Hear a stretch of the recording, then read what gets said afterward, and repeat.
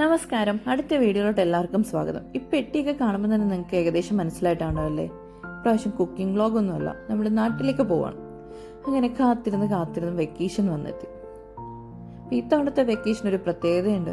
ഇവിടുന്ന് നേരെ കേരളത്തിലേക്കല്ല പോകുന്നത്, ഇവിടുന്ന് നേരെ മുംബൈയാണ്. മുംബൈയിൽ നിന്ന് നേരെ വാപ്പി ഗുജറാത്തിലാണ്. അവിടെ ഒരു ചെറിയ ഫംഗ്ഷൻ ഉണ്ട്. അതൊക്കെ അറ്റൻഡ് ചെയ്ത് ഒരു 1 വീക്കിന് ശേഷം നമ്മൾ നാട്ടിലേക്ക് പോകുന്നുള്ളൂ.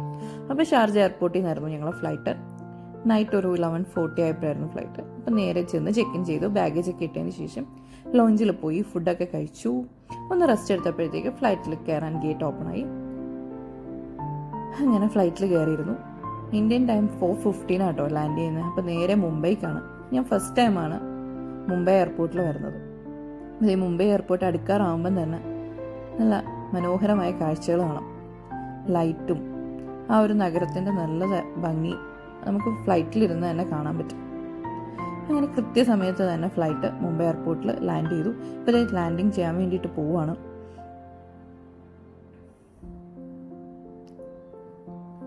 ഞാൻ ഫസ്റ്റ് ടൈമാണ് കേരളം വിട്ട് വേറൊരു സ്റ്റേറ്റിൽ വന്ന് ഇറങ്ങുന്നത്. അതുകൊണ്ട് തന്നെ ഇവിടുത്തെ കാഴ്ചകൾ കാണാൻ കുറച്ച് എക്സൈറ്റഡ് ആണ്. അപ്പം ഞാൻ കുറേ വീഡിയോസിലൊക്കെ കണ്ടിട്ടുണ്ടായിരുന്നു.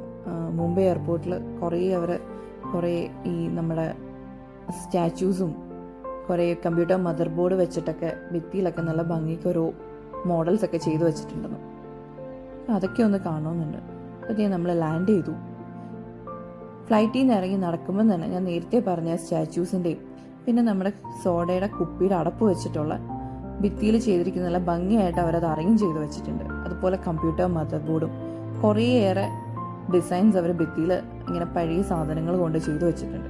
അതൊക്കെ ശരിക്കും ഒരു തവണ നമ്മൾ കണ്ടിരിക്കേണ്ടതാണ്. ആ എയർപോർട്ടിലൂടെ നടക്കുമ്പോൾ തന്നെ ഇതിൻ്റെയൊക്കെ ഭംഗി നമുക്ക് നന്നായിട്ട് ആസ്വദിക്കാൻ പറ്റും. ഇതൊക്കെ കമ്പ്യൂട്ടർ മദർ ബോർഡ് വെച്ചിട്ട് അവർ ചെയ്തിരിക്കുന്നതാണ്. പിന്നെ നമ്മൾ എമിഗ്രേഷനൊക്കെ കഴിഞ്ഞ് തന്നു. നമ്മളെ ലഗേജിന് വേണ്ടി വെയിറ്റ് ചെയ്തു. ഞങ്ങൾ 4 പേരുള്ളതുകൊണ്ട് അത്യാവശ്യം നല്ല ലഗേജ് ഉണ്ടായിരുന്നു. പിന്നെ കുറച്ച് നേരം വെയിറ്റ് ചെയ്തിട്ടാണ് ലഗേജൊക്കെ കിട്ടിയത്. പിന്നെ ലഗേജൊക്കെ കിട്ടിക്കഴിഞ്ഞ് ചുമ്മാ എയർപോർട്ടിൻ്റെ ഉള്ളിലൊക്കെ ഒന്ന് കറങ്ങി. ഇപ്പോൾ പുറത്തോട്ട് ഇറങ്ങാൻ വേണ്ടിയിട്ട് ചെറിയൊരു ക്യൂ ഉണ്ടായിരുന്നു.